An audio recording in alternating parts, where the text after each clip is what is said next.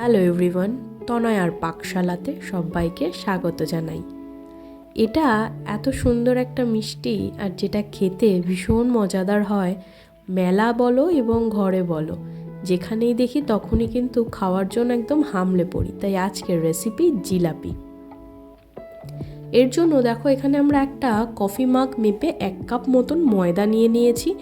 আর এখানে একটা কড়াই বসিয়ে নিলাম, যার মধ্যে সেই কাপ মেপেই দিয়ে দেবো পরিমাণ মতন চিনি।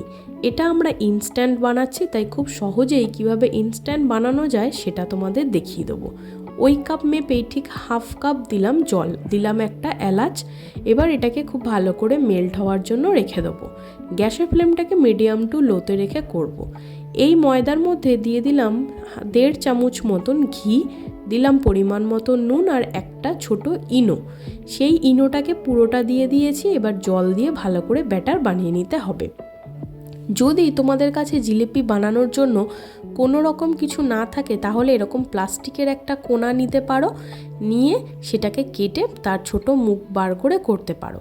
এখানে ব্যাটারটা হবে ঠিক অনেকটাই কেকের ব্যাটারের থেকে একটু কিন্তু পাতলা। এবার এখানে দিয়ে দেবো আমরা একটু ফুড কালার। তোমরা চাইলে দিতে পারো, না হলে কেশর থাকলে কেশরও দিতে পারো, তা না হলে কোনো কিছুই দেওয়ার দরকার নেই। এখানে আমরা চিনি শিরাটাকে ঠিক একটা তার হওয়া অবধি অপেক্ষা করব।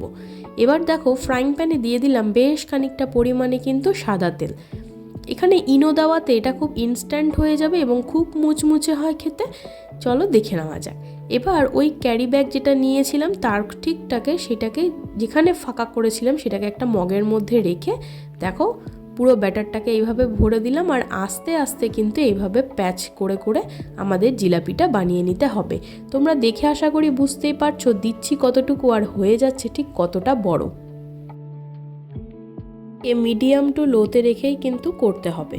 এবার দেখো, মা এগুলোকে খুব ভালো করে এভাবে একটা কাঠির সাহায্যে সম্পূর্ণ জিলিপিগুলোকে একটু উল্টে পাল্টে নেবে। এই সময় গ্যাসের ফ্লেমটাকে একটু বাড়িয়ে দিও, তাহলে খুব তাড়াতাড়ি কিন্তু ভাজা হয়ে যাবে। এপিট ওপিট আমরা খুব বেশি ভাজবো না, কিন্তু তোমরা চাইলে এটাকে আরেকটু লাল করে কিন্তু ভাজতে পারো।